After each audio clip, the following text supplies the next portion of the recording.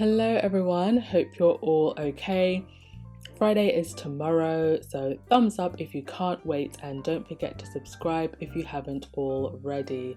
So it's now public knowledge that the Queen is funding her nonce-son's legal fees because he was formally served with papers from his accuser, and this is heading to court.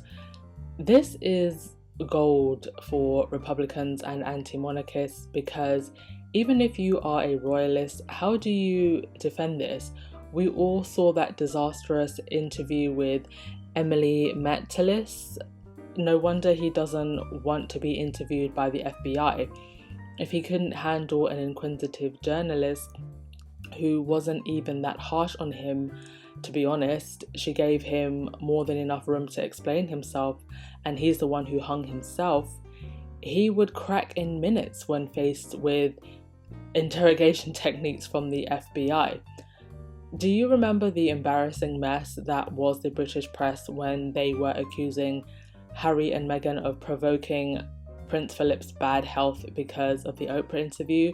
Well, where are they now? Because I'm pretty sure your son being accused of sexual abuse would be very stressful for any mother. So where's all the guilt tripping from the press now? Nowhere to be seen, of course. The coverage surrounding Andrew in the British press has been just enough for them not to look like complete hypocrites, but it still doesn't match the blanket coverage and vitriol Harry and Meghan get for exhaling CO2.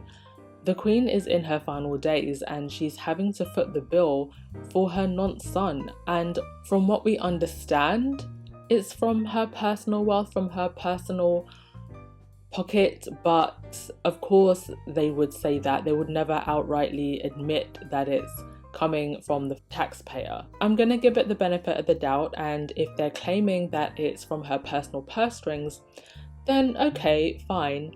However, I would then ask then, what has ever stopped the Queen or any of the other members of the royal family then from pulling from their purse strings to give to charitable causes to the British public? Why is it the only time that we're now seeing them pull from their purse strings is when it's to defend an alleged, supposed, accused abuser? This could potentially destroy the Queen's legacy.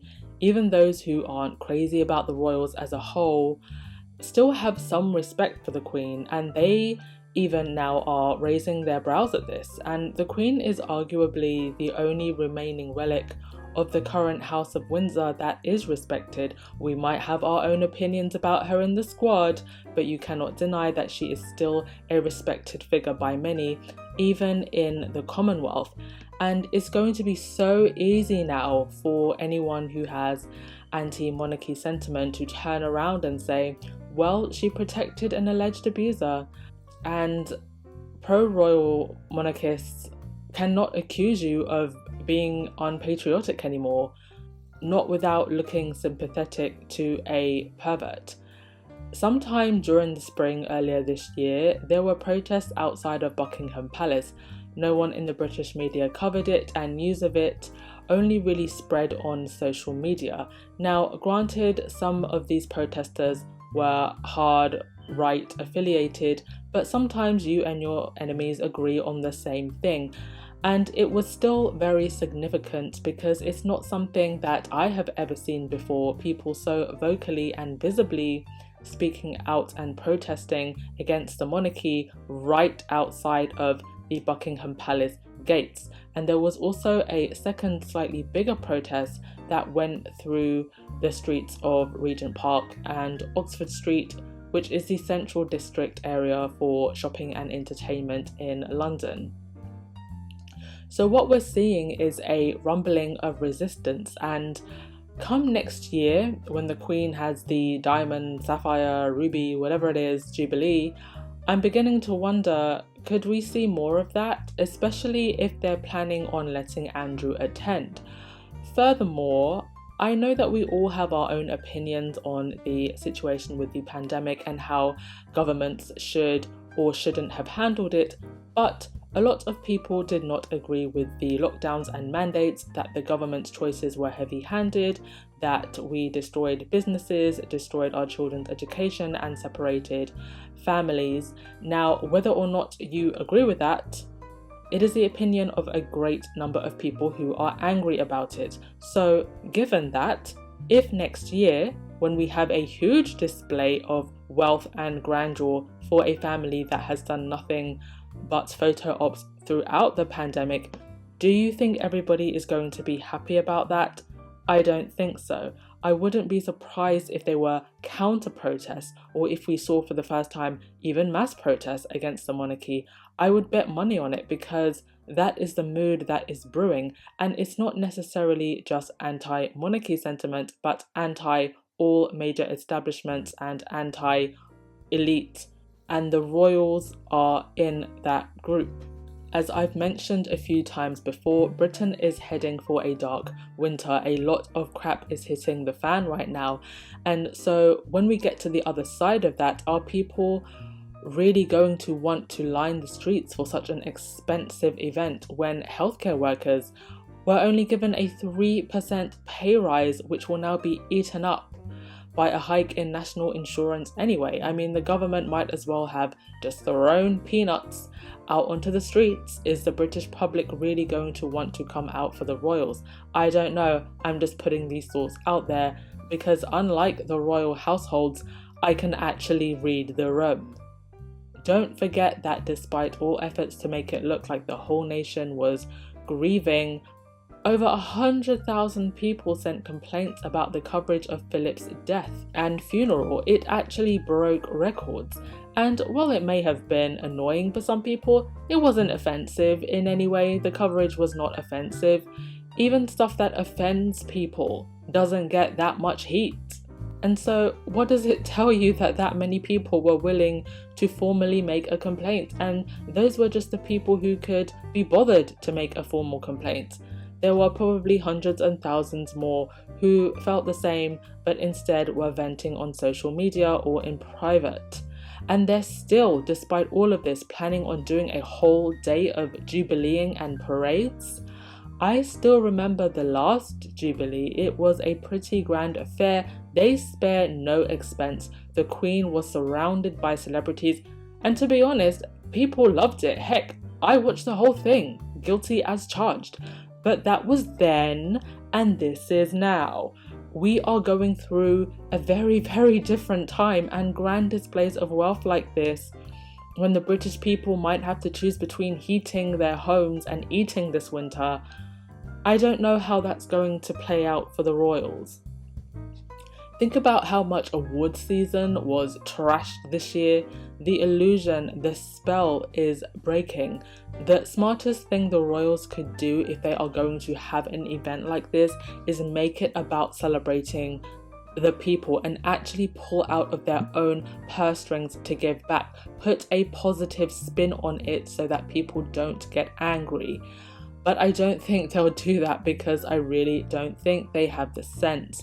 I actually think that Harry and Meghan should not come for the Queen's Jubilee, especially if Andrew is invited, because I foresee that there could be booing. The Queen was reportedly booed in Scotland recently. I didn't see any mainstream coverage of it, but I saw rumblings about it on social media and some alternative news sites. And if there is booing at the Jubilee, even if it's not directed at Harry and Meghan, the press will make it look like it is. They will use them, as they always do, as a shield. So I really think that now that everyone knows the Queen is standing by her nonce son, Harry and Meghan need to stay away. They left that sinking ship. There's no reason to go back onto the Titanic. For what? The first class cabins are flooded. There is no reason to go back and to sink to the bottom of the ocean with this institution that is on its last jet propeller.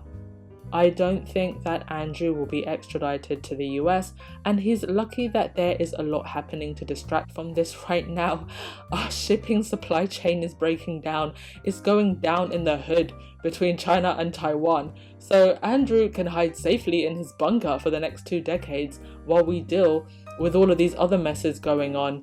But I hope that good will prevail, and if the 4 horsemen do decide to come riding up from hell, I hope they throw a giant lava rock at Andrew. In other news, there has been yet another mass expose about the wealthy and their illicit tax havens and hoarding of their wealth. We've had these kind of things come out before. There was the Panama Papers, and there was another one, and now there's the so-called Pandora Papers. There have been so many of these scandals over the years, and people scream and yell and protest, but nothing ever really gets done, which I think just shows that there is almost no one to hold these rich elites accountable anymore. The Queen is supposedly implicated in these Pandora Papers, but I'm not going to go into that in this video or on my channel. I will instead direct you via a link in the description box to Facts and 2 Cents, who are also a pro-Sussex platform. If you don't already watch them, please go subscribe, and they talk about this in more detail in that video, so please go and check it out as they summarize it very, very well. It all just kind of plays out like some thriller detective novel, all types of weird and corrupted things going on with that situation. I don't mean to be all gloom and doom, but I am a student of history and an observer of society and human behaviour, and the only time historically the elite are brought to justice is when there is outright rebellion. And I think those of us who are deeply connected to a sense of spirituality know that there is somewhat of a great awakening happening right now, and sooner or later, when people have had enough of this corruption, when they realize the authorities that are meant to deal with these things are not doing their jobs, or that they've even been compromised by the powers that be, people are going to lash out. And this isn't me personally calling for some kind of mass rebellion. It is a historical certainty that it will happen, because history is cyclical. It repeats itself. And I believe the clock is ticking, and there is not a coat dress stylish enough that is going to save the royals from the impending wrath that could be coming their way. They need to take some notes from Harry and Meghan and start engaging in true service that truly serves the people and creates impact. If they don't, they will live to regret it. There is still time, but it is a very, very small pocket of time, because we're not going to have any royal weddings or royal babies for a very long time. And by the time we get to that point, given where we are now, I don't think it's going to make the British public warm and fuzzy. There is only so long the distraction campaign can last, and I feel like it's going to start reaching its tail end. So that is all for today. Sorry I went on a very long rant and tangent, but I think it's just interesting to look at where we are as a wider society and how that is going to affect the royal institution going forward. And it's in moments like this that I am just so grateful that Harry and Meghan left that institution and are doing some great things and aren't going to be in the direct firing line of all that anger when it finally comes, because sooner or later it will come. That's all for today. Please don't forget to like, comment and subscribe, and I will see you in the next one, my lovelies. Ciao.